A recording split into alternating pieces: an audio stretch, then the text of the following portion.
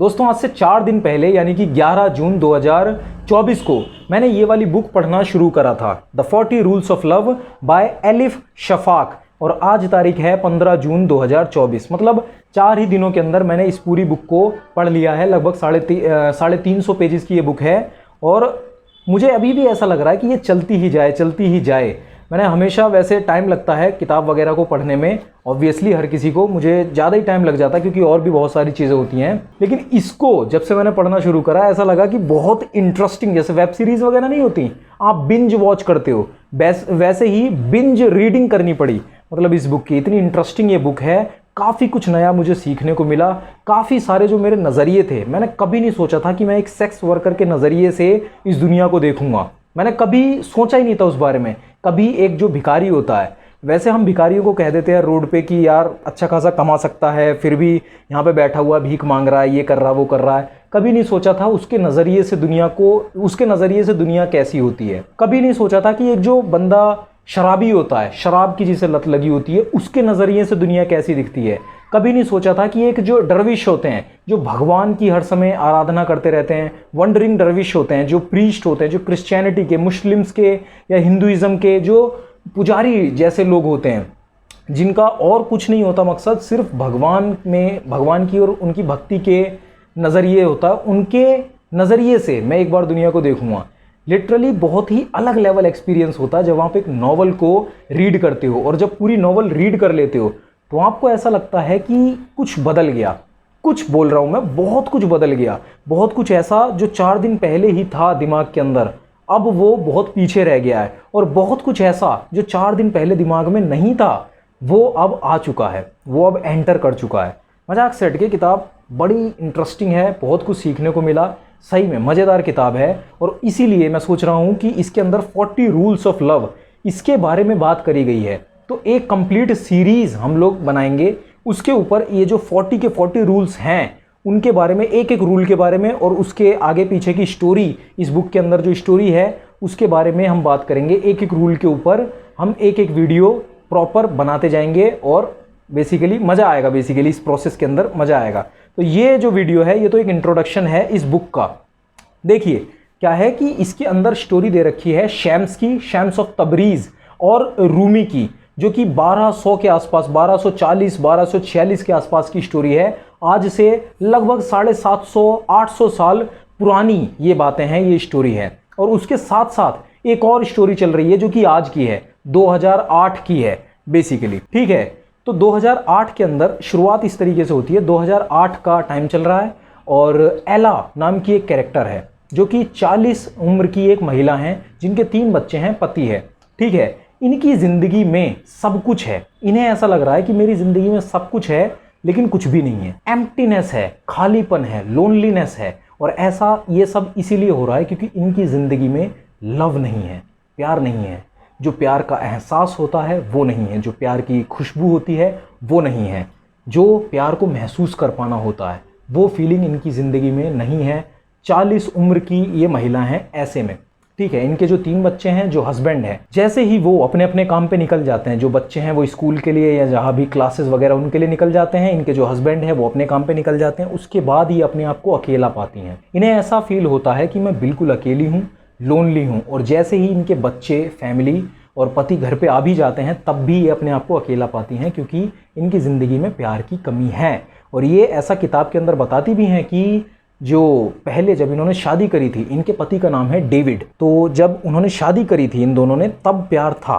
लेकिन वक्त के साथ साथ प्यार फेड अवे हो गया, ख़त्म हो गया। ये लोग साथ में रहते हैं, साथ में खाते हैं, एक ही बिस्तर पे सोते हैं, सारी ज़िंदगी साथ रह रहे हैं, मतलब सारे अपने काम कर रहे हैं साथ में, एक अच्छे आइडियल हस्बैंड वाइफ की तरह। लेकिन इनकी ज़िंदगी में प्यार नहीं है, इन दोनों के बीच में आपस में लव नहीं है। तो ऐसे में एला को ये भी बात पता चल चुकी है कि इनके जो पति हैं, एला के जो पति हैं डेविड, इनका और भी अफेयर्स चल रहे हैं। ये बाहर और भी औरतों के साथ, लड़कियों के साथ वक्त बिताते हैं। और ये बातें मतलब बेसिकली एला को पता चल जाती हैं। आपको पता ही है कि एक वुमन के अंदर इंस्टिंक्ट होती है, वो सूंघ के, देख के, खाली आंखों में आंखें डाल के देख के कहीं ना कहीं बता सकती है कि कुछ गड़बड़ तो है। महिलाओं के अंदर ऐसी इंस्टिंक्ट होती है बेसिकली। तो जब सब लोग जब घर से चले जाते हैं, तो ये जब एला अकेली हो जाती है पूरी तरीके से, तो इन्होंने क्या करा कि एक पार्ट टाइम जॉब करने की इन्होंने अप्लाई करा और जॉब इन्हें मिल भी गई। जॉब ऐसी है कि इसके अंदर आपको एक नॉवल मिलेगी, उस नॉवल को पूरा पढ़ने के बाद आपको एक रिपोर्ट तैयार करनी है।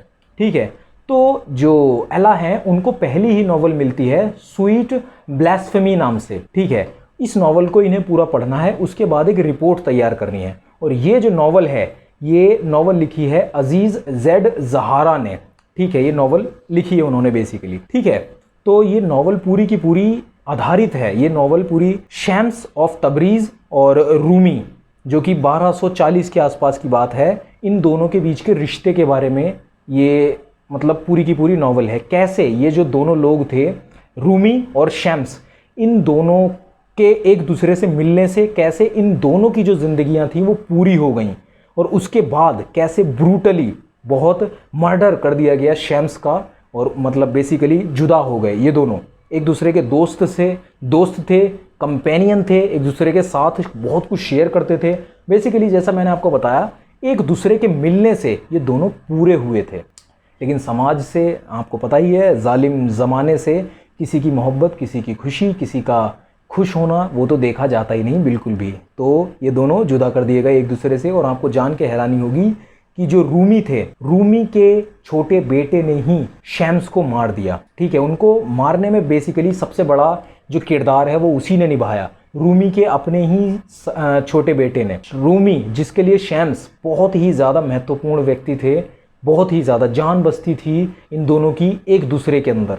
ठीक है, एक दूसरे के कंपेनियन थे, एक दूसरे के मिलने से पूरे हुए थे। रूमी के ही बेटे ने, सबसे छोटे बेटे अलादीन, उसी ने ही शम्स को बेसिकली मरवा दिया था। ठीक है, तो एला क्या करती है, ये जो स्टोरी है, जो नॉवल है, उसे पढ़ना शुरू करती है। ये उसे शुरुआत में ही पता चल जाता है कि ये नॉवल पूरी की पूरी लव के ऊपर आधारित है। प्यार, लव, और जो प्यार का एहसास होता है, जो एक रिश्ता होता है, रिलेशन होता है, और कैसे जो गॉड है उनका डायरेक्ट सीधा सीधा रिश्ता होता है लव के साथ, इन सब के बारे में होती है। तो एला शुरुआत में तो घबरा जाती है ऑब्वियसली, क्योंकि जो चीज़ उसकी ज़िंदगी में है ही नहीं, उस चीज़ के बारे में आपको भी ये चीज़ रियलाइज़ होगी कि काफ़ी सारे लोग लव और बहुत सी ऐसी जो चीज़ें हैं, इंटीमेट चीज़ें होती हैं, उनके बारे में बात करने में कतराते हैं, अनकंफर्टेबल होते। वैसे ही एला भी अनकंफर्टेबल होती है, लेकिन वो पढ़ना शुरू करती है।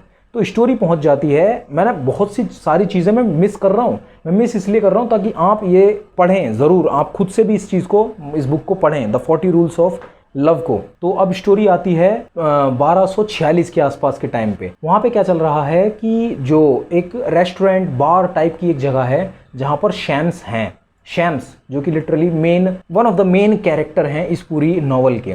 तो शम्स वहाँ पर हैं। शम्स एक ऐसे व्यक्ति हैं जो बहुत ही ज़्यादा जुड़े हुए हैं, भगवान से बहुत ज़्यादा जुड़े हुए हैं, कुरान के बहुत बड़े, मतलब बेसिकली एक मुस्लिम है और कुरान इनके दिल में बसती है।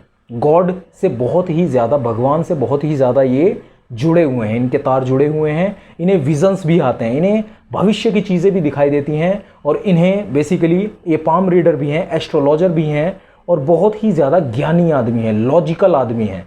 ठीक है, और भगवान से मैंने आपको बताया ही एक अलग लेवल पे जुड़े हुए हैं। इनकी लिटरली बात भी होती है भगवान से, इनकी बातचीत भी होती है भगवान से, इन्हें डायरेक्शन भी मिलती है भगवान से, इन्हें आभास हो जाता है हर चीज़ का, इन्हें पता चल जाता है इनके पीछे कौन है, इनके आगे कौन है, इनके साइड में कौन है, अपने भविष्य का, भूतकाल का, बहुत सी चीज़ों का इन्हें अंदाज़ा हो जाता है। अलग लेवल पे जुड़े हुए हैं ये भगवान से। तो शम्स खड़े होते हैं वहाँ पर, उन्हें एक विज़न आता है। ठीक है, अब वो विज़न क्या है वो मैं अगर आपको बता दूंगा तो सारा सस्पेंस ही खत्म हो जाएगा। तो उन्हें विज़न आता है जिसकी वजह से वो बहुत तेज़ तेज़ चिल्ला रहे होते हैं। ठीक है, बहुत तेज़ तेज़ चिल्ला रहे होते हैं। तो वहाँ का जो कीपर होता है, जो वहाँ की देखभाल वगैरह, जो उस रेस्टोरेंट टाइप की, बार टाइप की जगह की जो देखभाल करता है, वो आके कहता है कि चुप हो जाओ, नहीं तो मैं तुम्हें बाहर फेंक दूंगा। सीधी बात है। तो वो शांत हो जाते हैं। वो मतलब जहाँ जो उन्हें विज़न आ रहा था, जो दिखाई दे रहा था कुछ, उससे वो बाहर निकल के असल ज़िंदगी में सामने आ जाते हैं शम्स। ठीक है, तो अब वो जो बंदा है वो कहता है क्यों चिल्ला रहे थे वो सब। तो ये कहते हैं कि मुझे इस तरीके से सपने तो नहीं आते, सपने तो आने बहुत पहले ही बंद हो चुके हैं। ठीक है, ये बंदा कहता है क्या तुम्हें सपना अपना आ रहा था? वो कहता है नहीं, सपने अपने आने तो, शम्स कहते हैं सपने अपने तो बहुत पहले आने बंद हो चुके हैं, मुझे विजन आते हैं, मुझे एक दिखाई देता है भविष्य में जो होने वाला है उससे रिलेटेड मुझे चीज़ें दिखाई देती हैं, मुझे पता चल जाता है। तो ये बंदा कहता है कि ठीक है, क्या करूं इस बंदे को। ये जो बंदा है, एक तो शैम्स है जो कि भगवान से बहुत ज़्यादा जुड़े हुए हैं, गॉड से। एक ये बंदा है, ये व्यक्ति है जो कीपर है, जो वहाँ की देखभाल करता है। ये व्यक्ति बहुत ही ज़्यादा घृणा करता है गॉड से, ठीक है, क्योंकि इतिहास में इसके साथ बहुत कुछ ऐसा हो चुका है। ये अपनी पत्नी को, जो कि गर्भवती थी, उन्हें खो चुका है, वो भी ऐसे इंसिडेंट में। वहाँ पे उस जगह पर आग लगने की वजह से इसकी जो पत्नी थी और इनकी जो पत्नी के गर्भ में जो बच्चा था इनका, उन दोनों की मौत हो जाती है। और उस वजह से जो ये व्यक्ति है, इसका पूरी तरीके से भगवान के ऊपर से भरोसा हट चुका है। पूरी तरीके से ये एक उसमें आ गया है कि भगवान है ही नहीं, भगवान हमें सिर्फ बताते हैं, बनाते हैं, और ये सब कहने की बातें हैं कि भगवान हमें प्रोटेक्ट करते हैं, भगवान हमसे प्यार करते हैं, भगवान हमसे कंपैशन रखते हैं, करुणा रखते हैं, भावना रखते हैं, और भगवान हमेशा हमारी देखभाल कर रहे हैं। ये सारी बात गलत है। इस बंदे को ये भरोसा हो चुका है, क्योंकि इसने अपनी पत्नी को और अपने बच्चे को, जो कि दुनिया देख भी नहीं पाया, उसको खो दिया है। वो भी ऐसे सिनेरियो में कि आग लगने से, गैस, इसको ऐसा लग रहा है कि कितनी दर्दनाक मौत जो मेरे अपने हैं उन्हें देखनी पड़ी होगी, कितना दर्द हुआ होगा, कितनी तकलीफ हुई होगी। शैम्स जो हैं दूसरी ओर, वो पूरी तरीके से भगवान से जुड़े हुए हैं। तो ये बंदा वैसे ही ऐसे लोगों से नफरत करता है, ऐसे लोगों से चिढ़ता है जो गॉड से पूरी तरह जुड़े हुए हैं, क्योंकि ये गॉड से ही अपने आप में इस व्यक्ति को एक गुस्सा आती है, ठीक है। तो शैम्स खाना वगैरह मंगाते हैं, इससे काफ़ी सारी चीज़ें ऑर्डर करते हैं। तो ये बंदा कहता है कि तुम्हारे पास पैसे हैं मुझे देने के लिए। तो शैम्स कहते हैं मेरे पास पैसे तो नहीं है, लेकिन उसके बदले मैं तुम्हारी पाम रीड कर सकता हूँ, मैं तुम्हारी हाथ पढ़ के, रेखाएं पढ़ के तुम्हें बता सकता हूँ चीज़ें। तो वो कहते हैं तुम पाम भी रीड कर लेते हो? तो कहते हैं हाँ, मैं बहुत कुछ कर सकता हूँ। तो वो कुछ कहता तो नहीं, एग्री तो नहीं होता, लेकिन फिर जब शैम्स उसका हाथ पकड़ के ऐसे उठा लेते हैं, क्योंकि ये बंदा उल्टी सीधी बात कर रहा था गॉड के बारे में, तो शैम्स को भी लगा कि मैं जानूँ तो कि ऐसा क्या हुआ। तो शैम्स उसका हाथ पकड़ के हथेली देखते हैं और कहते हैं, मतलब बहुत, शैम्स भी कांप उठते हैं अपने आप में कि इतना बुरा हुआ इसके साथ। बेसिकली इसने अपनी पत्नी को खो दिया, अपने बच्चे को खो दिया, जो दुनिया में आ भी नहीं पाया था, उस बच्चे को खो दिया। इसीलिए इसका इतना एंगर है, इसीलिए इसके इतना दिल में गुस्सा है गॉड को लेकर, भगवान को लेकर। तो शैम्स जब पूरी तरह देखते हैं विजन, उन्हें तो पता ही चल जाता है, वो उनके पास हैं ऐसी शक्तियां हैं बेसिकली, और ऐसी उनके पास है, भगवान के गिफ्टेड हैं वो। तो उन्हें पता चलता है कि जो पत्नी थी और बच्चा था वो आग से नहीं मरे थे, कि आग लगी, उसके अंदर गैस भर गई और बहुत दर्दनाक तड़प तड़प के मृत्यु हुई, ऐसा नहीं हुआ था। शैम्स बताते हैं कि जो आपकी पत्नी थी और बच्चे थे वो कैसे मर गए थे, कि आपकी जो पत्नी थी उनके सर पे आग लगी हुई थी, तो एक बहुत बड़ा फट्टा आके गिर गया था और इंस्टेंटली उनकी मौत हो गई थी। तुरंत ब्रेन में आके गिरा सर पे, तो इंस्टेंटली उनकी मौत हो गई थी। कोई उन्हें दर्द नहीं हुआ, कोई तकलीफ नहीं हुई, वो शांति से और बिना दर्द के एक उन्हें मृत्यु प्राप्त हुई है। तो तुम अपने आप को दोषी मत करार दो और भगवान को दोषी मत मानो कि इतनी दर्दनाक और इतनी पेनफुल मौत तुम्हारे अपनों को मिली। तो तुम इसके लिए दोषी अपने आप को मत मानो, क्योंकि उनकी इतनी दर्दनाक मौत हुई नहीं थी जितना तुम्हें लग रहा है। तो वो बंदा कहता है कि फिर भी भगवान अगर हैं तो उन्हें बचाया क्यों नहीं, उन्हें प्रोटेक्ट क्यों नहीं करा। तो ये फिर उसके बाद जो शैम्स हैं वो फर्स्ट रूल ऑफ लव, उसके बारे में इसे बताते हैं। कहते हैं कि भगवान का जो पहला, ये बंदा कहता है कि भगवान ने क्यों ऐसा होने दिया, भगवान ने क्यों ऐसा करने दिया, भगवान ने क्यों उन्हें अकेला छोड़ दिया मरने के लिए। तो शैम्स कहते हैं कि भगवान हमेशा हमारे साथ ही हैं, तो अकेले छोड़ने का तो कोई सवाल ही नहीं पैदा होता। भगवान हर वक्त, गॉड हर वक्त हमारे साथ ही हैं, हमारे अंदर ही हैं। लेकिन ये बंदा मानने को तैयार नहीं है, ये कहता है छोड़ा तभी तो उनकी मौत हुई। तो इसके बाद जो शैम्स हैं वो पहला रूल बताते हैं इस बंदे को। द फर्स्ट रूल वो ये है कि how we see God is a direct reflection of how we see ourselves. If God brings to mind mostly fear and blame, it means there is too much fear and blame welled inside us. If we see God as full of love and compassion, so we are. पहला rule शैम्स बताते हैं इस बंदे को कि जिस तरह हम भगवान को देखते हैं उसी तरीके से, बेसिकली वो एक मिरर है, एक आईना है, उसी तरीके से हम अपने आप को भी देखते हैं। हम भगवान को जिस तरह देख रहे हैं उसी तरीके से हम अपने आप को भी देखते हैं। अगर हम ऐसे देखते हैं कि भगवान से हमें डर है, फियर है, अगर हमें नफ़रत है, अगर हमें चिढ़ है, अगर हमें एक ऐसी भावना है कि भगवान नहीं है, या भगवान गलत हैं, या भगवान मेरी परवाह नहीं करते, या भगवान ने ऐसा कर दिया मेरे साथ, या गॉड मतलब सिर्फ कहने की बात है ये सब, तो हम उसी तरीके से अपने आप को देख रहे हैं बेसिकली, ठीक है। क्योंकि गॉड जो है, शैम्स कहते हैं पहले रूल में कि गॉड जो है वो हमारे अंदर ही हैं, और जिस तरीके से हम गॉड देखते हैं, गॉड को देखते हैं, उसी तरीके से बेसिकली हम अपने आप को ही देख रहे हैं। जो भी हमारे अंदर नफरत है, गुस्सा है, जो भी हमारे अंदर चिढ़ है, जो भी हमारे अंदर घृणा है, वो सारी गॉड को लेकर जो भी है वो बेसिकली हमारे गॉड को लेकर नहीं है, वो अपने लिए है।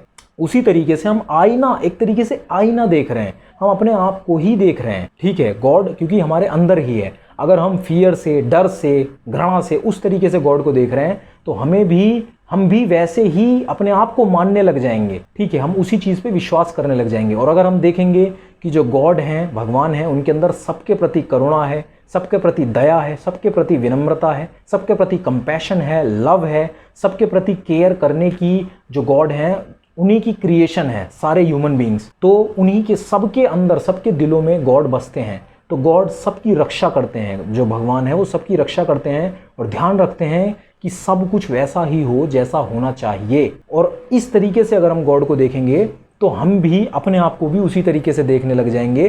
और फिर उसके बाद हमें अपने आप से जो घृणा है, क्योंकि अंततः क्या है कि ये जो व्यक्ति है, इसको घृणा बहुत ज़्यादा गॉड से नहीं है तो गॉड से भी, लेकिन इसे अपने आप से भी बहुत ज़्यादा घृणा है। यही शैम्स इससे कहना चाहते हैं कि तुम्हें अपने, जो तुम गॉड के बारे में बोले चले जा रहे हो, वही तुम अपने बारे में भी सोच के चल रहे हो, इस गलतफहमी में कि कितनी बुरी और कितनी दर्दनाक मौत तुम्हारे अपनों की हुई, तुम्हारी फैमिली की, तुम्हारे बच्चे की, और जो तुम्हारे गर्भवती बेसिकली जो तुम्हारा बच्चा था जो दुनिया में आ भी नहीं पाया, कितनी दर्दनाक और पेनफुल मौत हुई। तो ऐसा कुछ नहीं हुआ। और गॉड हमेशा हर किसी की रक्षा करते हैं। जो चीज़ होनी होती है उसे कोई टाल नहीं सकता है, लेकिन गॉड हमेशा हर किसी से प्यार भी करते हैं, हमेशा रक्षा भी करते हैं। हर किसी के लिए दिल में गॉड के पास करुणा भी है, ममता भी है, भावना भी है, सब कुछ है। ऐसा कुछ भी नहीं है जो तुम सोच रहे हो, लेकिन ये व्यक्ति मानने के लिए तैयार नहीं होता। तो यही है जो 40 रूल्स ऑफ लव, जो 40 रूल्स ऑफ लव है उनका पहला रूल, कि गॉड हमारी, जिस तरह हम गॉड को देखते हैं वो रिफ्लेक्शन ये है कि किस तरह हम अपने आप को देखते हैं, ठीक है। तो ये था बेसिकली, मैंने बताया आपको, ये था पहला रूल। ऐसे ही कर करके 39 रूल्स और हैं, और उनके पीछे स्टोरीज हैं, और भी बहुत सारी लर्निंग्स हैं, और भी बहुत सारे कैरेक्टर्स हैं, और भी बहुत कुछ है बेसिकली। तो उन सभी के बारे में हम बात करेंगे, और प्रॉपर मैंने प्लेलिस्ट बना दी है। और उस जो भी ये जो किताब है द 40 रूल्स ऑफ लव, इससे रिलेटेड जो भी वीडियो आएगी वो उसी प्लेलिस्ट के अंदर आती चली जाएगी, ऐड होती चली जाएगी। तो आप उस पूरी प्लेलिस्ट को चाहें तो चेकआउट करना चाहें तो यहाँ पर वो प्लेलिस्ट आपको अपनी स्क्रीन के ऊपर दिखाई दे रही होगी। तब तक के लिए मेरा नाम ओमकार शर्मा है, और मैं मिलता हूँ आपसे अगली वीडियो में।